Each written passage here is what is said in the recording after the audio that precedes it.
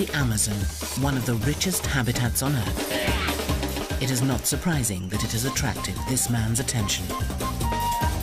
Discovering animals and plants new to science is his life, and there's no better place to look than the jungles of Brazil. Who knows what he might find, what might be lurking in the dark.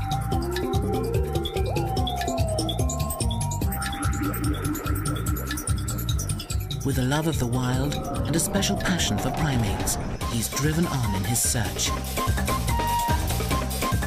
Mark van Roosmalen never tires in his quest as the species hunter.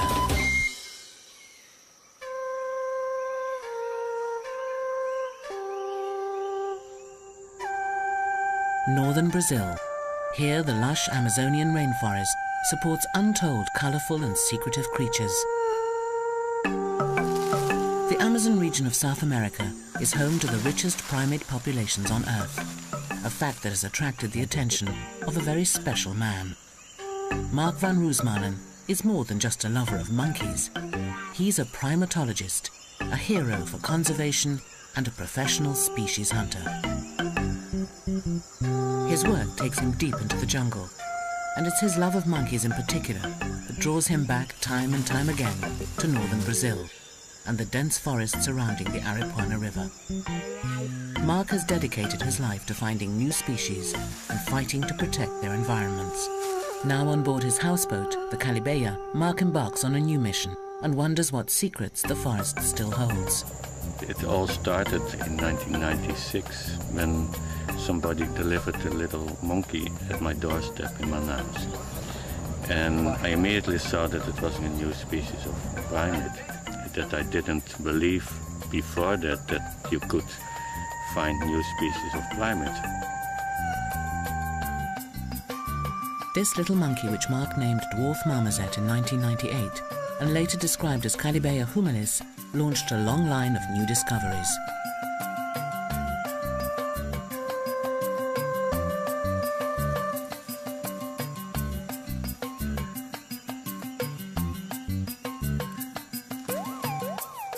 Since then, Mark claims to have discovered more than 20 other previously unknown primates, and also a dwarf porcupine with a pink nose. Also interested in botany, Mark's research on the plants of the region are a standard text. It was Time magazine that dubbed him a hero of the planet because of his commitment to conservation work. Mark's recent work focuses on the forest surrounding the Aripuanã River, an area of Brazilian rainforest the size of France.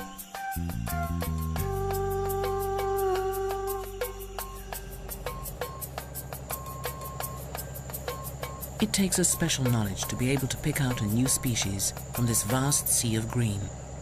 Looking for something new in this animal mecca is like looking for a needle in a biological haystack.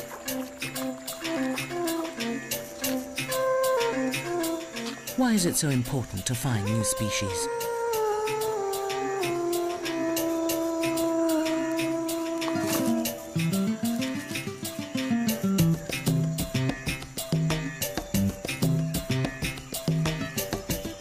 New species add considerable weight to his case to have this forest declared a sanctuary.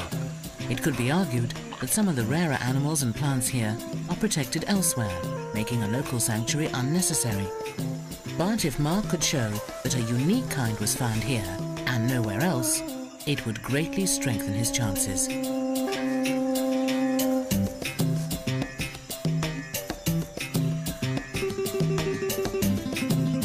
But how do you start looking for a new species of animal unknown to science? Mark has an unlikely source.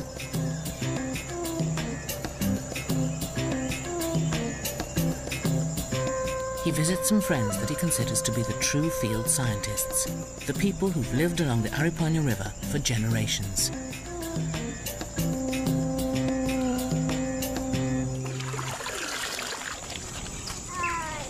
They have contact with all sorts of animals, from macaws to curassows, parrots to primates.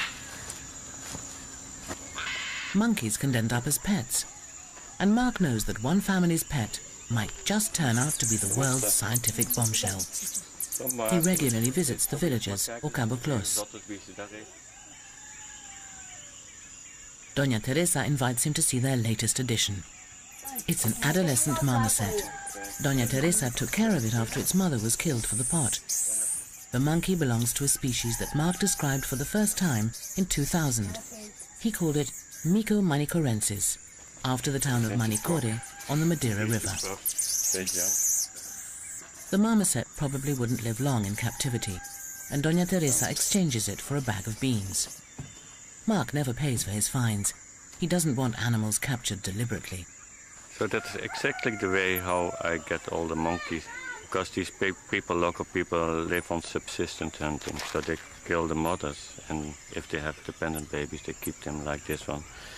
And what is just what they put in the pot is scientific material for me.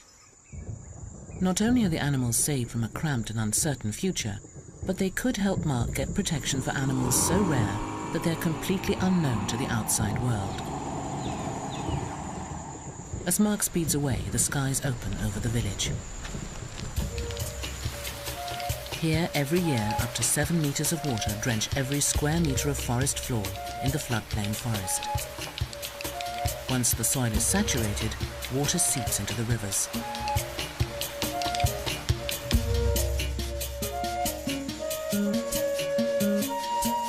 In some places, the water levels swell seasonally by over 10 meters, leaving nothing but the canopy stretching beyond the water's surface.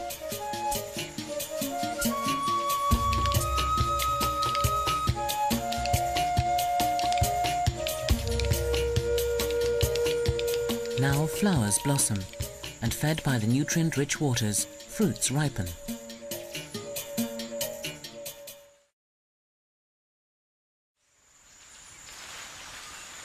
Creatures normally hidden in the depths of the forest and high up out of view descend to the floodplain to feed, making them easier to see. Among them, the spider monkey, one of the largest monkeys on the continent. Spider monkeys are easily distinguishable. They have the longest tails in the monkey family, which are used like a fifth limb to swing through the branches. Living in large troops, they split into smaller foraging parties during the day, spreading out to find the best feeding spots. The similar-looking woolly monkey eats a more varied diet of insects and small animals, but also descends to enjoy the rich fruit bounty. With food in abundance, there's plenty of time for play. Above water, any creature would have trouble making their way through the tangle of branches, but beneath the surface, it's a different story. Released from the cramped confines of the river, fish disperse between the submerged tree trunks.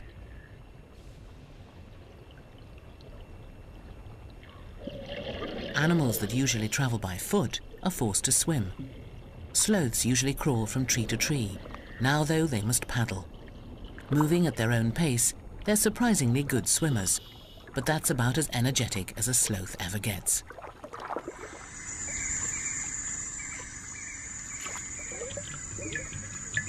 Other strange forms swim by, giants lurking in the murky water. According to legend, when sailors of old glimpsed these creatures at sea, they mistook them for mermaids. The resemblance is not very striking. These are Amazonian manatees or sea cows, one of a few species called sirenians. They look like whales, but are in fact closely related to the elephant.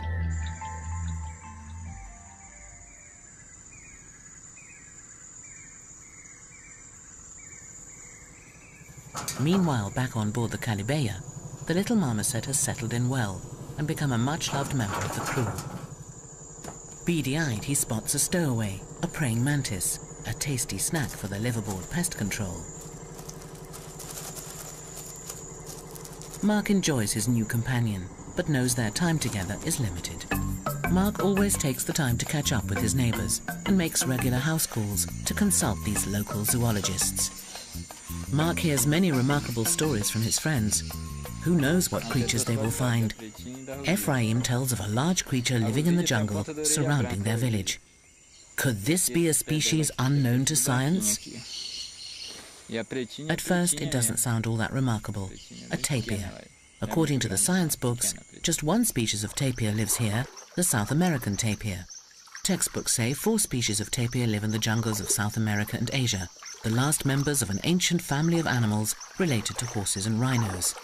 The South American Brazilian tapir is the heaviest land mammal on the continent, weighing around 250 kilos. Tapirs all have the prehensile trunk, but the South American can be identified by the distinctive white ear tips and pale feet. But the animal Ephraim describes is half the size and jet black all over. If this were to turn out to be a new species, it would be electrifying. This may be the only place where the dark tapir lives, and without the knowledge of studies, it could be on the brink of extinction. It's vital to find out more, and that is Mark's mission in life. But the locals haven't finished yet. Peccaries look like pigs, but are more closely related to hippos.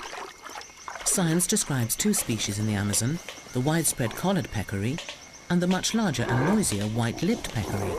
This species has a more limited range and moves through the forest in noisy groups of 100 animals or more. That's not what the locals see on their hunts. They describe 4 peccaries, including another white-lipped species that is redder in color and has white feet, and another kind they call Caetitumundi, the giant peccary. Unlike other peccary species living in herds, the much larger Caetitumundi is only seen in small family groups.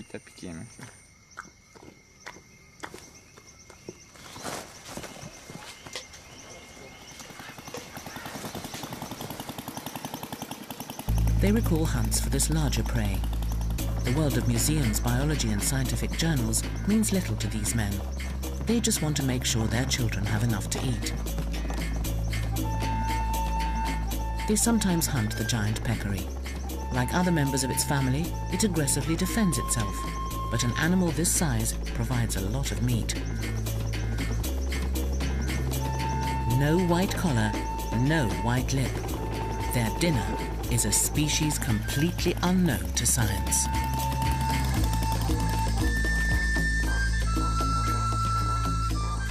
As the days pass, the Calibeya takes Mark and his crew further into the forest. What new surprises lie in wait?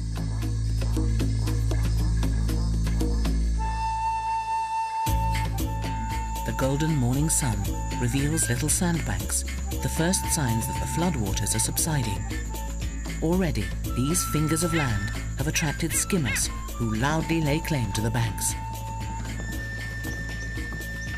One morning, Mark has some surprise visitors. The men have killed another peccary, but knew their dinner would be of interest to Mark. The meat has already gone to feed their families, but the men kept the skin and pinned it out to dry. Mark instantly notes the large size, the stiff black mane, and the absence of a white lip or white collar. This skin comes from an animal unknown to science, a giant peccary. As Mark sits with his monkey friend, he recalls a similar gift, and what may turn out to be the biggest discovery of his career. I was extremely lucky when I came to this little village on the Aripuanã River to do my usual interviews, and then the people told me that they just had hunted a manatee in the creek here, and then I was asking them how many types of manatee do you know, and they said 2.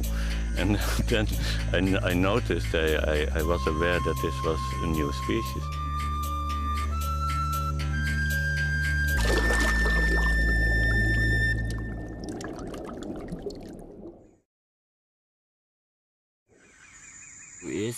Frankie describes the animal killed. It was tiny, not much more than a meter in length, black with a distinctive white heart shape on its chest.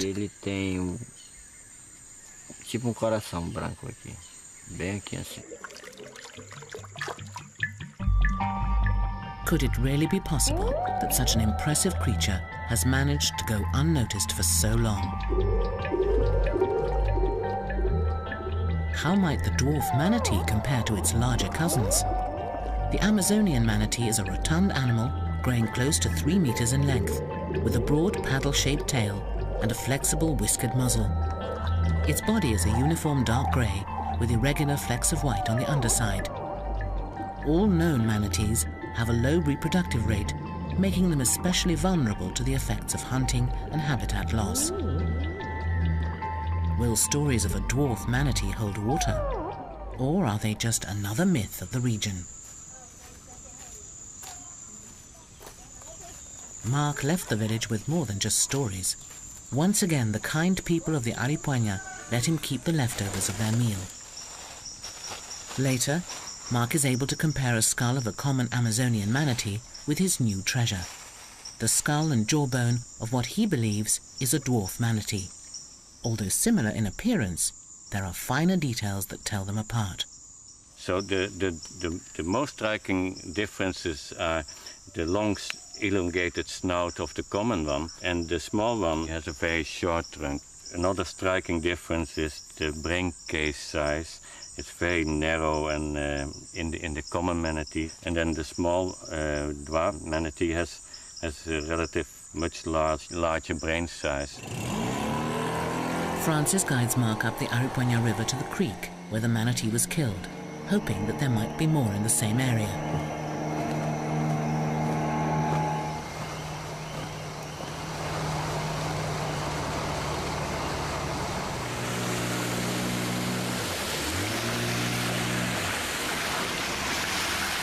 They spot one of the Amazon's oldest inhabitants.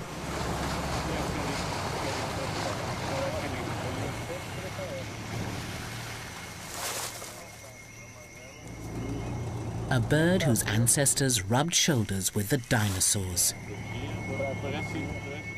The Hoatzin. Hoatzins are known locally as the smelly pheasant for the musky odor they produce. But these birds are a biological wonder, a visual aid to the process of evolution. The chicks still have prehistoric features, including claws on their wings, just like Archaeopteryx, considered widely to be the first bird. They use the claws to scramble through the branches in the flooded forest. The claws disappear before adulthood. Hoatzins are unique birds, with complex stomachs to digest tough vegetation. Special bacteria needed for this harsh diet is passed to the chicks from their parents. The Hoatzin is a natural wonder and another threatened species in need of protection.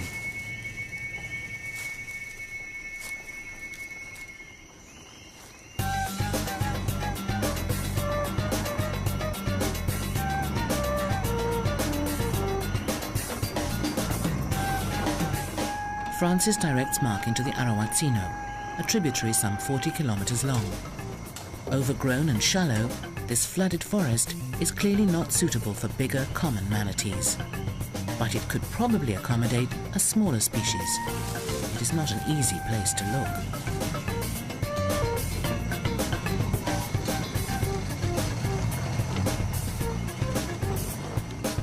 As a primatologist, Mark never stops scouring the treetops for monkeys.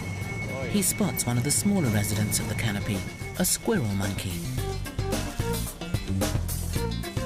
I learned from the monkeys how to survive in the forest and what you can eat and what you can't eat by observing them. They taught me how to make a living without killing any animal. Mark has become a vegetarian, mimicking the monkeys' fruity diets. Charismatic squirrel monkeys are among the monkey man's favorite subjects. The creek narrows with fallen trees forming barricades, but there is clearly lots of leaf matter. Could this be the food of the dwarf manatee? Deadwood lies across their path, but Mark won't allow such minor obstacles to get in his way.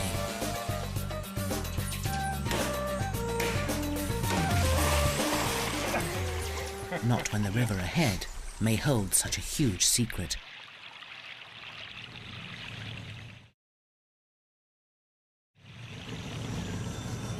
As the search for a new species continues, Mark hears a song that is music to his ears, the duet of titty monkeys.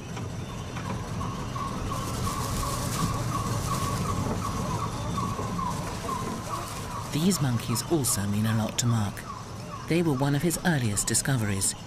He described them back in 2002. He named them Prince Bernhard titty monkeys in honor of his supporter, the Dutch Prince Bernhard. Much of their lives remain a mystery.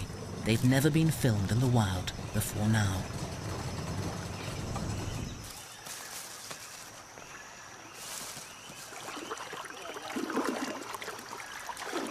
the end of the road. But at least Mark has samples of the dwarf manatee's food.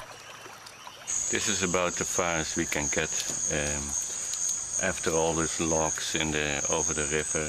But I'm happy to have seen the habitat of the dwarf manatee, because the local people in Francis, they say that the dwarf manatee is feeding mainly on these two species of Eliocharis grass.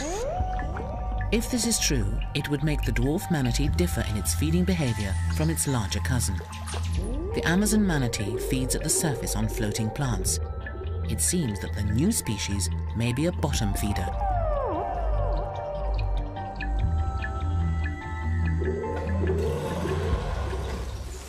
Mark will have to try again in the dry season. Once home, the Calibeya gets another visit.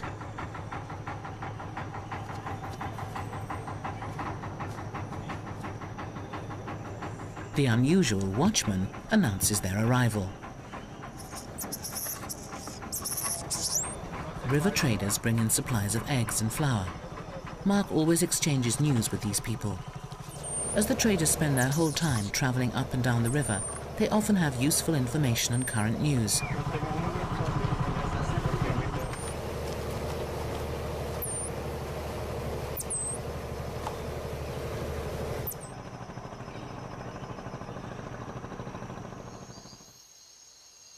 September sees a change in the weather. The huge floodwaters finally subside, revealing the forest floor once more. The Calibeya's progress has slowed to negotiate newly emerging sandbanks.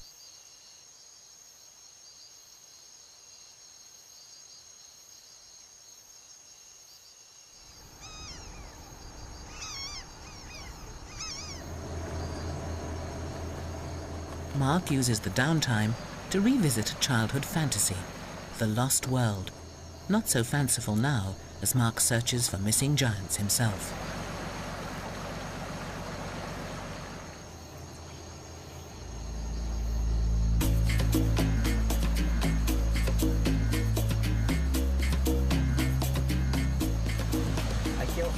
Calibeya's captain weaves her slowly through treacherous sandbanks, some of which he can barely see below the surface.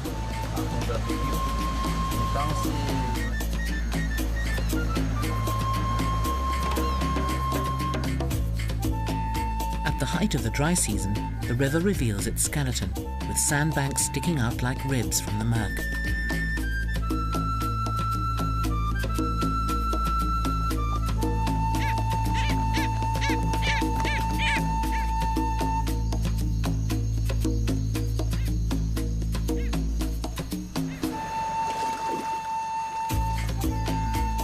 Ground-nesting birds, such as nightjars, crouch on their nests to prevent the sun hard-boiling their eggs.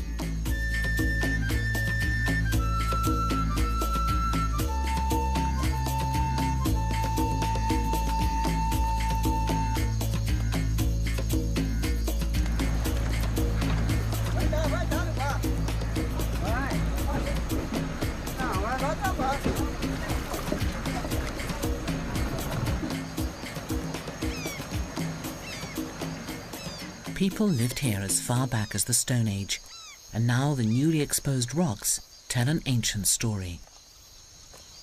Here the Stone Age Indians clearly depicted a manatee. Here's the tail of the manatee, and here's the head. And I consider this a good omen in the search for the dwarf manatee. Maybe they depicted the dwarf manatee. I hope so. This is one of the nicest engravings here. It's of a dolphin. It's a long, elongated snout and a high forehead. Unlike other dolphins, pink river dolphins or botos can turn their necks because the vertebrae have not fused. When the forest floods, botos twist through the tree trunks. They have long tooth-lined beaks and in the murky waters of the Amazon have lost the need for sight. Their tiny eyes give them a prehistoric appearance. The dolphins use sophisticated internal sonar to avoid collision in the gloom.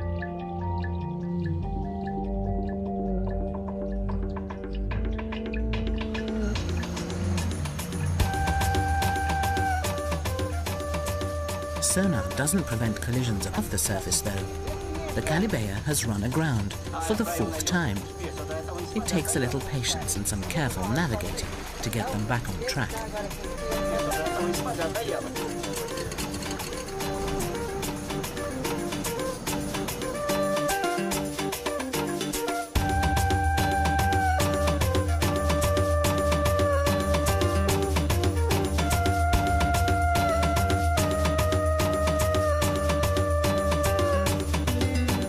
Finally, the ship reaches the Arowazino Creek.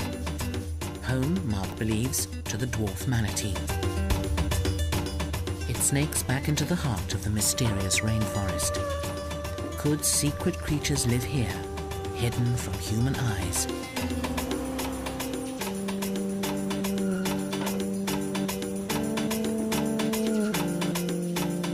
After months underwater, the sandy riverbanks are rich in minerals from decaying vegetation. Butterflies flock to lick up the nutritious cocktail.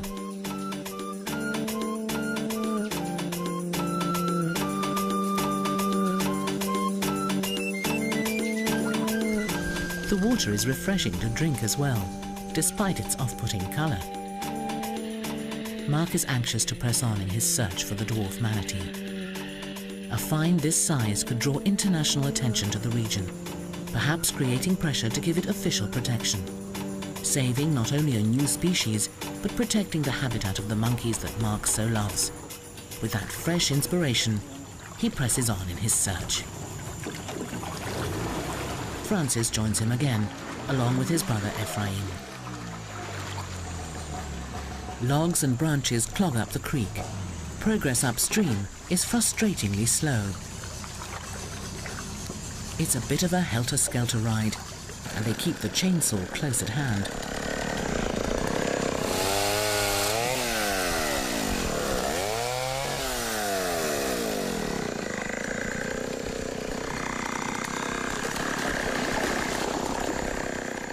This is dangerous work.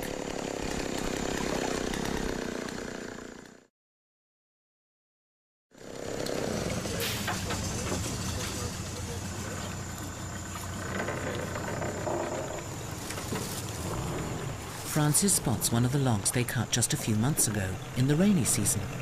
It shows just how far the water level has dropped, some 4 or 5 meters. The speedboat's engine shatters the peace of the rainforest, disturbing the inhabitants. They spot an empty den, but the owners are nearby. The 3 men stop to get a closer look.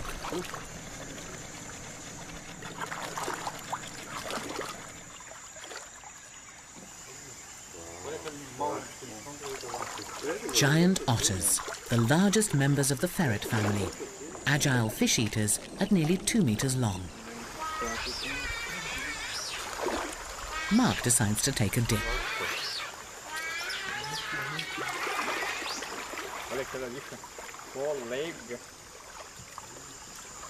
Giant otters live in large family troops and call loudly to each other through the forest. Once a common sight in the Amazon basin, hunting for pelts has greatly reduced their numbers. The otters seem reluctant to approach the bather, so Mark takes a look at their home instead. Otters don't always dig their own dens. Sometimes they find a natural cavity, such as this one, in the roots of a tangled tree. Butterflies have gathered on the den floor, perhaps absorbing minerals from the otter's urine or oil from their last fishy meal.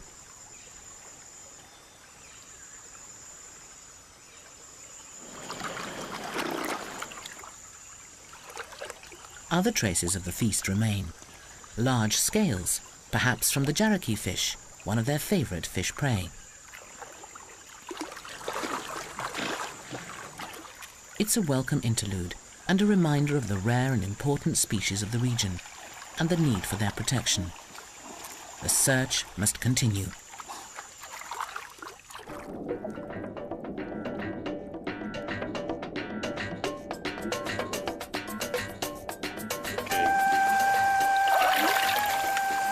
Vamos.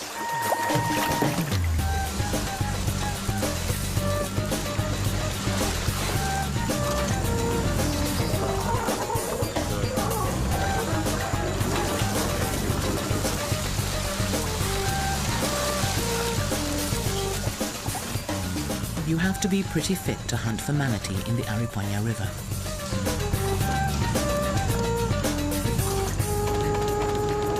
Only small caimans could live in this shallow creek. The spectacled caiman grows to just over 2 meters, but unlike its relative the black caiman, it's unlikely to attack humans.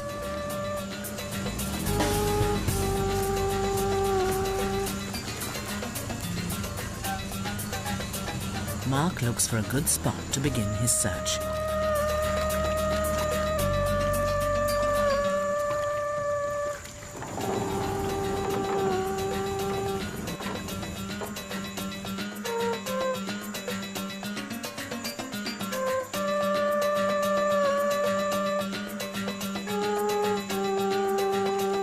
With a likely-looking area selected, the men string a net across the river. They hope that if a manatee is travelling downstream, they'll be able to corral it, holding it in a netted part of the river for a few days, giving Mark a chance to examine it and confirm the discovery.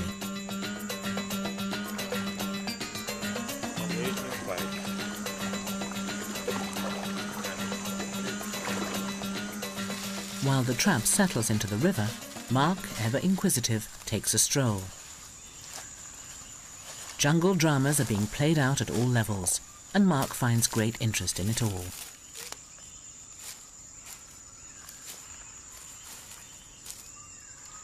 From the animals to the plants on which they live, he even spots a new species that he found just a few months before.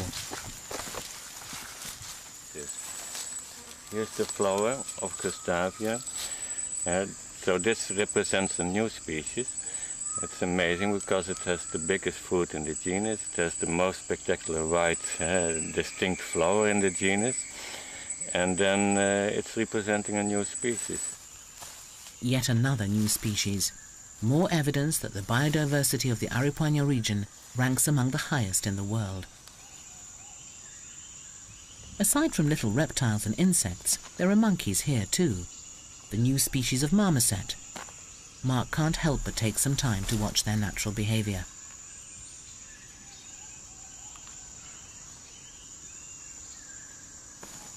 Like most marmosets, this new species appears to live in close-knit family groups, each defending a territory of their own. He hopes soon to return his captive friend to a wild group like this. At the moment, the little monkey is a bit young to stand its ground with a wild pack, but the time will come soon enough. The word marmoset comes from the French for grotesque, but the squirrel-like monkeys have won Mark's heart. Unlike other primates, these have specialized in eating gum. In areas where gum trees are plentiful, there can be as many as 50 groups of marmosets in a single square kilometre of forest. There are much larger animals in the area too. The tapirs are the biggest, pushing their way through the undergrowth with their compact bodies and feeding themselves with prehensile trunks. This is the common species, but maybe others lurk in the forest. Predators of the tapir are few and far between. The great cats have been almost hunted out of existence, though a few pumas still stalk in the shadows.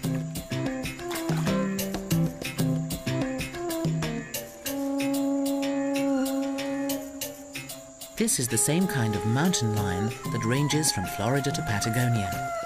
Unlike many cats, these jungle dwellers are quite unafraid of water.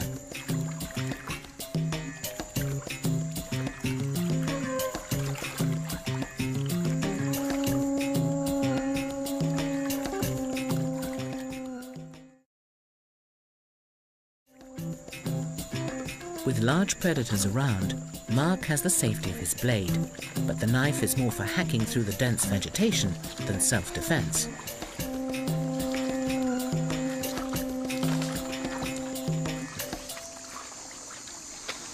We set the second fence about 1.5 kilometers upstream, but we saw a place where they recently had browsed the Eliocharis grass. Francis tells Mark how the dwarf manatee feeds. So in July he saw from a distance that a manatee was feeding on a place like this. They have a sloppy way of browsing. They're eating and then lots of grass stems float and they don't go into the mouth.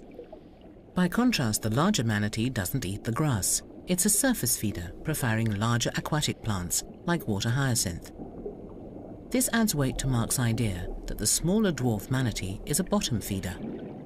How much food would it need, and what size of territory would it require? The Amazon manatee eats 10 to 15 kilos a day and spends up to 8 hours feeding. They migrate with the rains and are capable of fasting for up to 200 days during periods of drought. Could this provide a model for the ecology of the new species? The men plan to spend several nights in the forest. The forest provides their evening menu.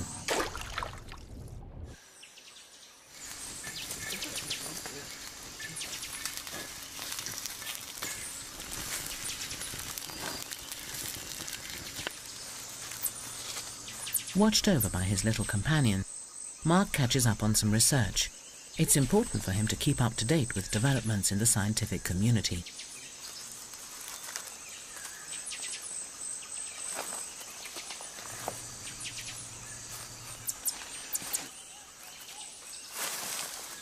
It's easy to nod off when serenaded by a chorus of frogs and insects.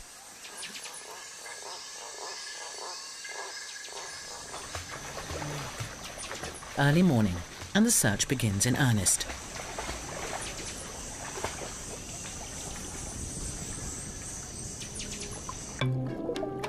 The men scour every pool. A few months ago, these fish dispersed through the flooded forest. Now, in the low river, they swim in tight shoals.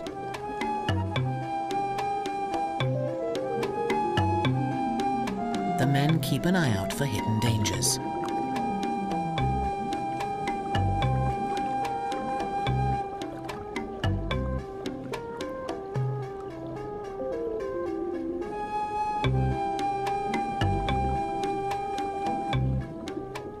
Mark spots a stingray, despite its superb camouflage of sand and stillness.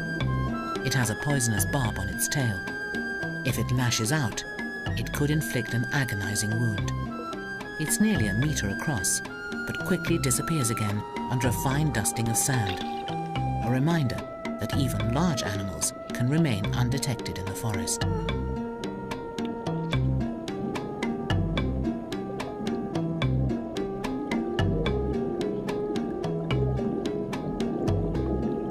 A kilometer and a half later, they reach the downstream net, but hours in the water have taken their toll.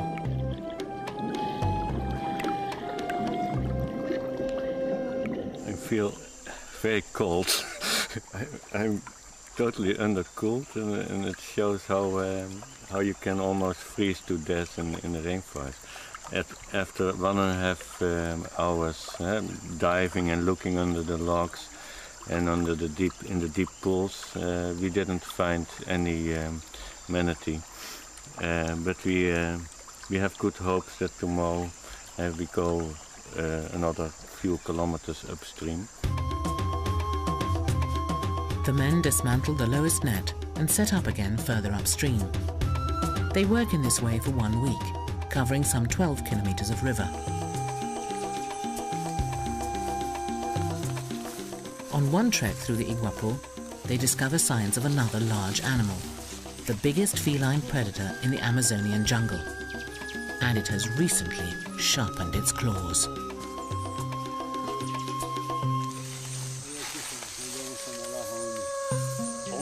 The predator has left its mark. The scratch marks on the tree trunk show just how high the jaguar stretched. It's more than 2.5 meters. The moment that I see this, then I think about it as a possible threat. But I still think that a fallen tree or a fallen tree branch is more likely way to be killed in this one. The jaguar, the real lord of the forest, the largest and most secretive cat of the Americas. The dense forest remains its final stronghold. Jaguars are known to prey upon aquatic animals and caimans, for instance. So it's probably the only predator for the dwarf manatee. There's just time for one last swim.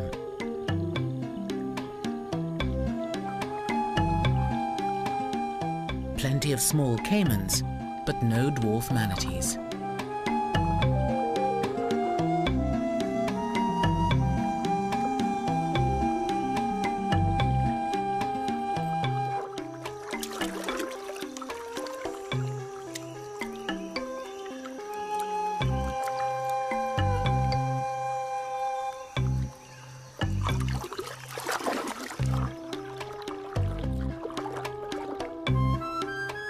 Mark's frustration grows because everywhere in the creek he sees the blunt ends of the Eleocharis grass. He believes only a manatee would chomp the grass like this.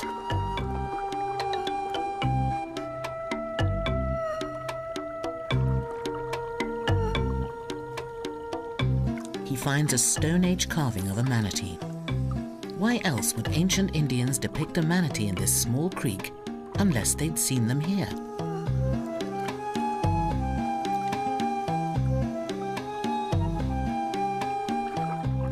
All too soon, they reach the lower net.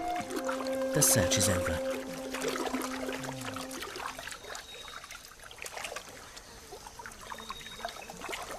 No luck this time. No manatees in this stretch of the river. Francis, Ephraim and Mark pack up the nets for the last time.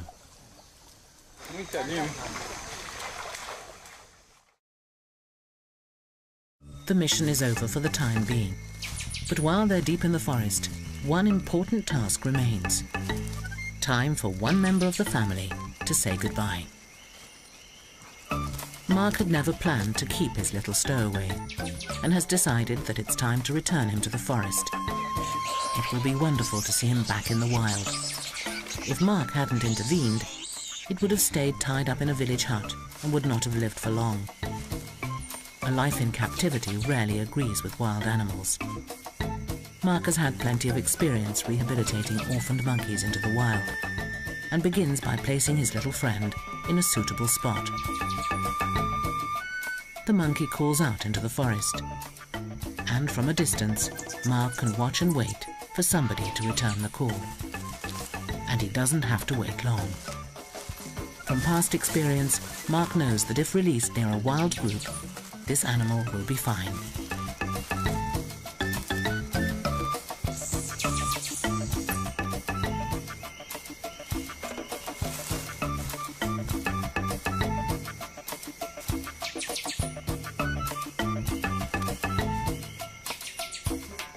Confident that the troop will now adopt and care for the youngster, and that the little monkey is big and bold enough to stand up for himself, Mark releases him.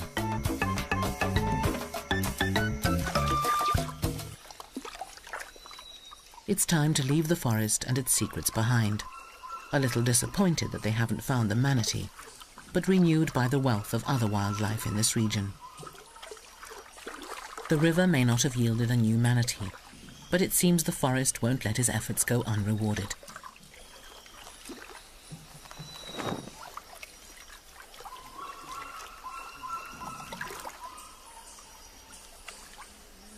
A vulture abandons its meal, an agouti. Mark has never seen this species before. This is an agouti, but I know almost for sure that it's a non-described species of agouti. Agoutis with orange-brown fur live on either side of the Aripuanã River, but this specimen, sandwiched in the middle, has a greenish-black coat. Agoutis are long-legged rodents that forage for fallen fruits and seeds on the forest floor. They're hard to see, fast and agile, able to leap 2 meters to escape attack. The carcass was a lucky find. Mark may have stumbled across yet another new species of small mammal. And the forest still hasn't finished with Mark. It saves the best till last.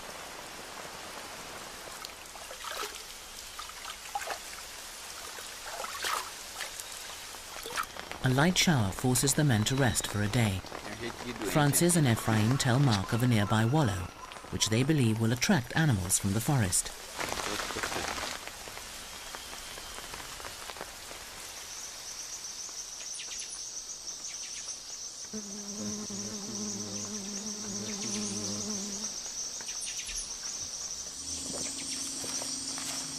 As soon as the rain stops, Ephraim leads him to the spot.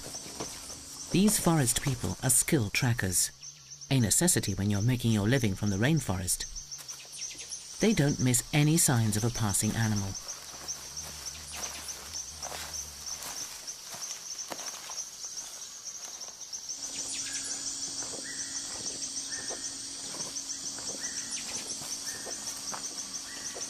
Among the fresh prints, Ephraim notices something that sends a shiver down Mark's spine. A large hoof print. This wasn't left by a white-lipped peccary, or by a collared peccary.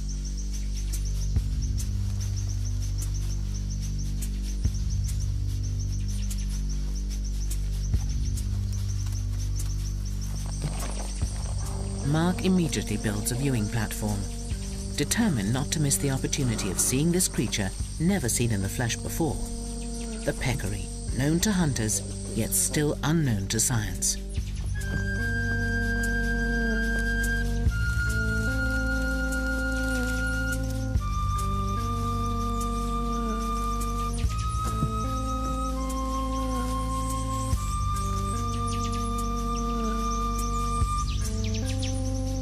He settles down to wait. And wait. And wait. There's plenty to see, but no sign of the peccary.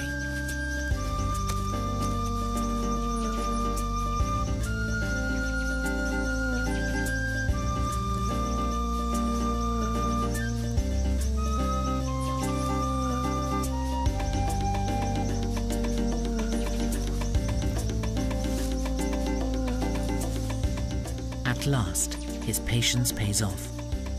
A large animal edges nervously into view. It doesn't have a white lip or a white collar. A giant peccary. It has a stiff black mane, like the skin the hunters gave Mark. It has never been seen by a scientist before, and certainly never filmed. It lives in a small family group, confirming the observations just as the local people described it. Altogether, there are 4, 2 adults and 2 youngsters. Mark, utterly thrilled, takes in every detail. Not only does he get the chance to examine a living animal, but it's being filmed for the first time. Typically for peccaries, the animals are wary. Being one of the larger prey species, they're a favorite meal of jaguars and other larger predators, including man. Then, just minutes after they arrived, the giant peccaries begin to move on. Yeah, I'm so happy now because after sitting here for ages on the platform, I finally got some nice footage of a whole family of the new species of peccary. So now I can publish this new species. So I'm extremely happy, and I leave this platform as soon as possible with my treasure. This gives Mark all he needs to announce his discovery to the world, yet another new species. Yet in spite of its natural wealth, this area is not included on a conservation map. This area is so special that I think it deserves to be declared by UNESCO and World Heritage Site. Having finally captured the elusive giant peccary on film, Mark was able to reveal this new species to the world. He hopes to argue the case that this amazing biodiversity deserves protection, both for the species we know and those that we are yet to find. And above all, he will keep searching and fighting with skill, tenacity, and an untiring passion to preserve the wonderful world of his beloved monkeys. Mark van Rooselen, the species hunter.